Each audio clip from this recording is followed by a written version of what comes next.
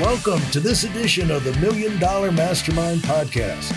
This is where we pick the brains of high achievers from all walks of life and get their hard-earned, real-world insights on winning. I'm your host, Larry Weidel.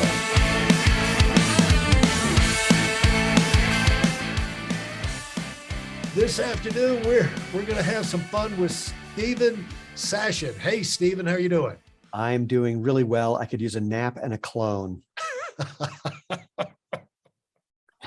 Well, we're going to have fun talking about winning. And Stephen has got the incredible background of having done all kinds of things in business, starting with software, word processing for scriptware, which I don't even know what that is for film and TV writers, but, you know, founded other companies and adventures. And now he's involved in Xero Shoes. Is that correct? It's said Xero, spelled Xero. And to say involved, I think, is an understatement since I'm a co-founder and CEO and whatnot. So, but yes, that is exactly what I do.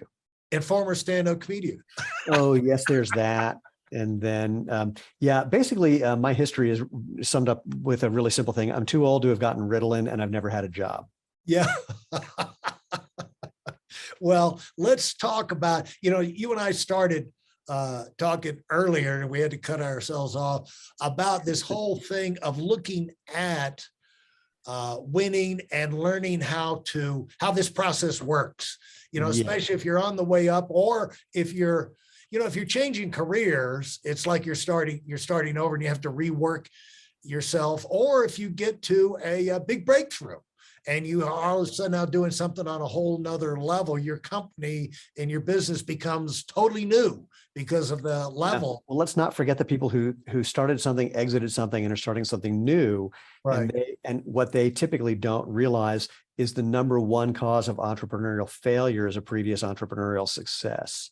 Yeah. Okay. So we can dive into that if you like to. Okay. So talk about we were talking about the idea of understanding how these things happen in the real world. Yeah. And how would you dive into your insights that you would want? You would like clarity of thinking, especially when you're CEO. That's a myth. So I'm gonna sum it up, or I'll do this one.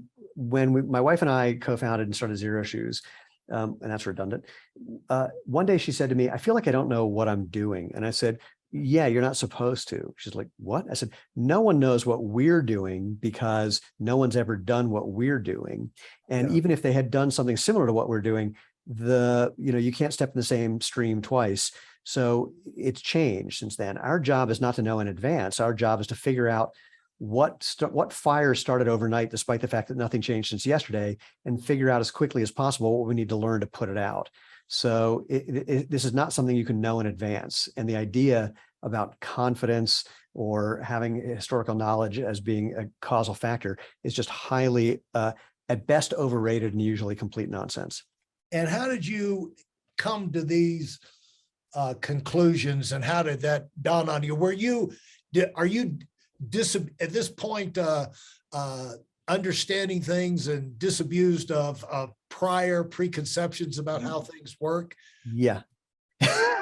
Well, but look, it's easier than that. All you have to do is look at reality. I mean, here's a great example of how you get disabused, disavowed, stop thinking things like this. Right.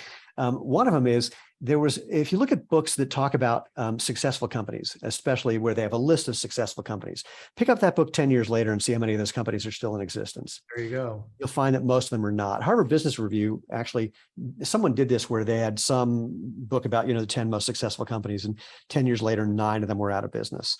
Or my favorite one is when people use Apple as an example of how you should think about running a company or building or growing a company.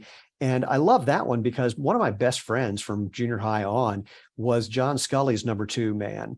And that was in the 90s when everyone thought Apple was going to tank because it was tanking. And so they forget that. and they forget that now things are seemingly working well.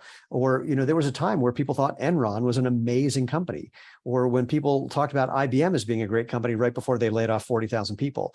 So all you have to do is actually just look at history instead of the story someone's telling you that's based on hindsight bias or survivorship bias to justify the thing they're trying to sell you, whether it's a book or a course or consulting. It just doesn't take much. And, in the footwear industry, there's some fun ones where there are people who have done really well. They've created a new product or a new category even, and then they try to come back with their second thing, and everyone's like, oh my God, this thing is amazing because it's that same guy who did that first thing. And the second thing is a complete bust. And anyone who wasn't enamored with the personality of that person could have told them that from a mile away. P.S. I'm one of those guys. So I said, hey, that new idea, that's really interesting. It's a complete bust. And they said, oh no, it's, so-and-so who's doing it. I went, yeah, it's a bad idea that people have tried 100 times before, and it won't work this time either. I don't care who's behind it. And I'm not trying to be cynical. It's just that it can come out sounding that way when you're just pointing out reality to people, and they just, you're disabusing them, in that case, definitely, of their optimism.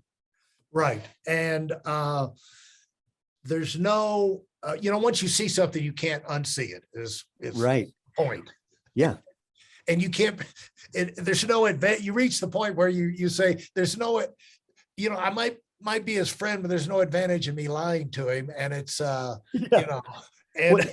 could say he might hate me, but I've saved him 10 years and a fortune of wasted time and money, And eventually they may become your friend again. But here's another thing that knocked it out of my brain is when I met people who were quote unquote successful, and I definitely put air quotes around that, I would ask them a question that was the opposite of the question that most people ask them. Most people ask, how'd you get to be successful? I ask, because almost every one of us who's been in an entrepreneurial journey has had things that have worked and things that haven't worked.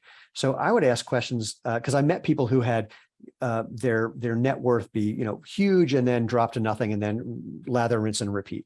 And I would ask them, if you were teaching a course, like a college level course, on how you went from making a couple $100,000 a day to making nothing every day, what would you teach in that course? How would you teach people about how to fail?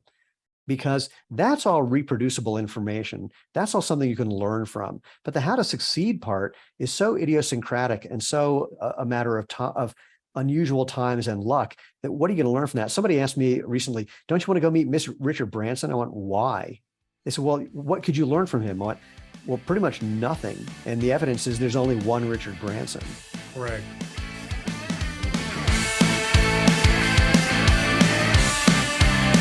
Thanks for listening to the $1 Million Mastermind. If you felt there were any valuable takeaways from this episode, please take a minute and leave us a 5-star review.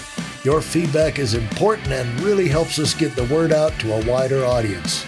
Remember, we have a valuable webinar that is absolutely free. Register for it right now at whitealumwinning.com. Thanks for listening.